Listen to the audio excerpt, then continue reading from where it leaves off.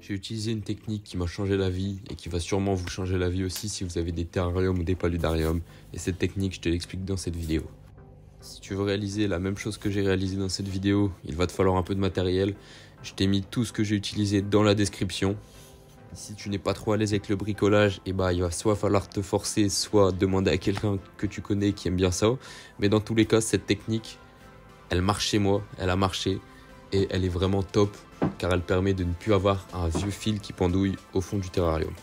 Avant de commencer, si la vidéo de la construction de ce paludarium que tu vois sous tes yeux t'intéresse, je te la laisse en description, n'hésite pas à aller les regarder. N'oublie pas de lâcher non plus le petit pouce bleu et l'abonnement et on est parti directement. Donc premièrement, tu vas devoir te munir d'une perceuse, une perceuse qui peut accueillir n'importe quel type de forêt, etc. Et on va utiliser pour cette perceuse des forêts spéciales perçage de verre et de céramique, etc. Donc je te mets ça en description, comme je te l'ai dit tout à l'heure. Tu vas retrouver ce que j'ai acheté, donc c'est exactement les mêmes que moi. Et on va utiliser le plus petit forêt pour commencer, pour percer le verre sans exercer une trop forte pression avec une grosse tête.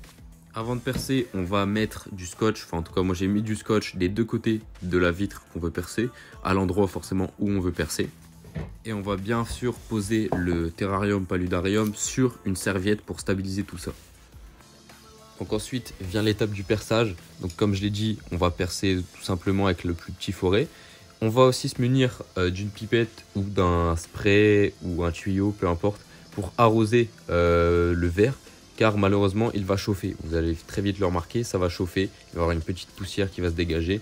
Et si on n'humidifie pas la surface, le verre peut péter. Et c'est tout sauf ce que l'on veut. Donc au bout d'un certain temps à percer le verre finit enfin par céder. Donc sans souci, aucune fissure, aucun problème, le scotch a forcément joué un effet dans ça. Donc n'oubliez pas de mettre du scotch, c'est très important. À cette étape-là, on va donc agrandir le trou. Donc pour ça, on va se munir des forêts qui nous restent et on va y aller petit à petit, donc avec le forêt supérieur, etc., etc. Le tout est de créer un trou assez grand pour faire passer le presse-étoupe. Donc le presse-étoupe, c'est l'engin, le petit instrument qui va nous permettre de faire passer le câble à l'intérieur. Et c'est étanche, donc c'est fait pour garder l'eau à l'intérieur du terrain. Pareil, ils sont en description, n'hésitez pas à aller jeter un coup d'œil. Donc là on passe à l'étape d'agrandissage et regardez bien le temps, c'est en temps réel. Regardez bien le temps que ça met pour agrandir le trou. Et hop, et voilà, le forêt est passé, donc ça va vraiment très très rapidement. Et on va faire ça avec tous les autres forêts. Et ensuite, on passera à l'étape finale d'agrandissage qui est un peu plus complexe.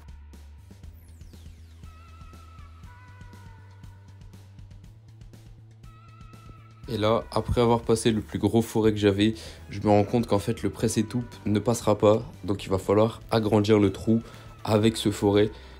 Ce que je vais donc faire, c'est d'utiliser le même forêt, mais de le faire, d'exercer une pression sur les bords du trou, de façon à faire un trou bien évidemment bien rond, etc. Mais de le faire à la manière barbare un peu, à ma manière. Donc ensuite, je place le presse-étoupe et ça y est, il passe. Donc je vais pouvoir retirer le scotch, je vais pouvoir bien resserrer le presse-étoupe. Attention, dans ma vidéo, je l'ai mis du mauvais côté. De base, enfin j'ai mis le côté arrondi avec un bourron à l'intérieur du terrain, il faut le mettre à l'extérieur. Voilà, je l'ai rectifié après, mais vous, je tiens à vous le dire comme ça vous ne faites pas l'erreur. Et on va donc pouvoir ensuite passer à l'étape qui va être un peu plus orientée électricité, mais j'ai réussi, donc il n'y a pas de raison que vous ne réussissiez pas.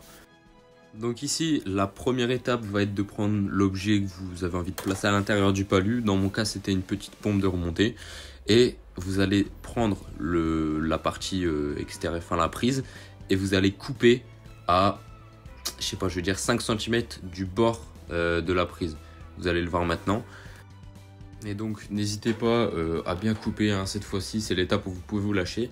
Et ensuite, ce qu'on va faire, c'est que on va découper, on va dénuder le bout du fil pour faire apparaître le câble bleu et marron dans mon cas, mais vous, ça peut être une autre couleur. Le but final étant de rebrancher nos fils à une prise que vous voyez à l'écran, qui sera aussi dans la description. C'est une prise qu'on peut acheter individuellement sur Amazon ou même chez Leroy Merlin, etc. Et nous, notre but, ça va être de dénuder les deux fils qu'il y a dans notre câble pour les brancher sur les dominos. Ouais, il me semble que ça s'appelle comme ça, sur les dominos. En gros, c'est des sortes de vis qu'il y a à l'intérieur de la prise.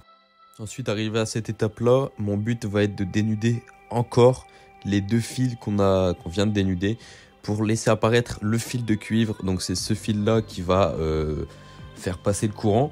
Donc cette étape est indispensable encore une fois.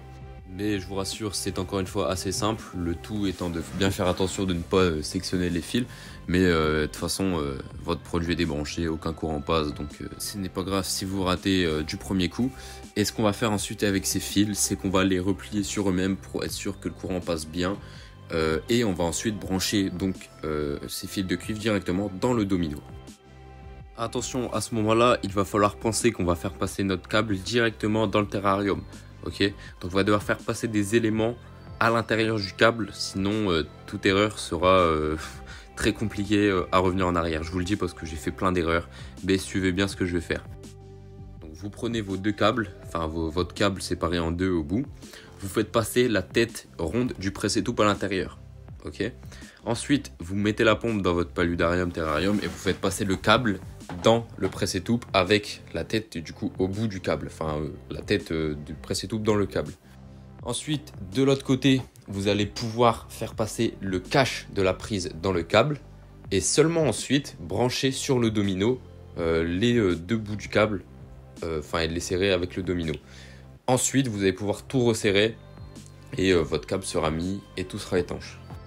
Donc pour brancher les fils dans le domino, on va bien du coup l'enrouler le fil comme on l'a fait tout à l'heure et le mettre dans un des deux trous du domino qu'on aura au préalable desserré. Donc on vérifie bien qu'il soit bien passé de l'autre côté et ensuite avec un tournevis adapté, on n'a plus qu'à resserrer la vis. On fait ça des deux côtés et moi dans le cadre de ma prise, j'ai juste eu à passer le câble dans un canal au centre de la prise et ensuite de refermer la prise avec le cache. Et ensuite, la prise normalement est fonctionnelle. Donc pour ce fait, j'ai juste rempli mon terrarium avec de l'eau, j'ai branché la prise et je vois que la pompe fonctionne. Donc voilà pour le test. Donc la vidéo touche à sa fin, j'espère qu'elle t'aura plu, que tu auras appris quelque chose qui pourra te servir. En tout cas moi ça m'a personnellement super bien servi, je pense que je la recommencerai cette astuce dans mes prochaines créations. Parce qu'avoir un fil moche qui traîne c'est vraiment pas beau. Si la vidéo t'a plu, n'hésite pas à mettre le pouce bleu, l'abonnement, tu connais. Dans la description il y aura encore une fois tous les produits. Il y aura également le lien vers la vidéo du paludarium qui est juste derrière moi. Et pour finir, il y aura mon Instagram, c'est là où je suis le plus actif. Donc si tu as des questions, si tu as envie de découvrir mon contenu plus régulièrement, parce que forcément que j'en mets plus sur Instagram que sur YouTube, c'est beaucoup plus simple, n'hésite pas, tout est dans la description. Et sur ce, je te dis ciao.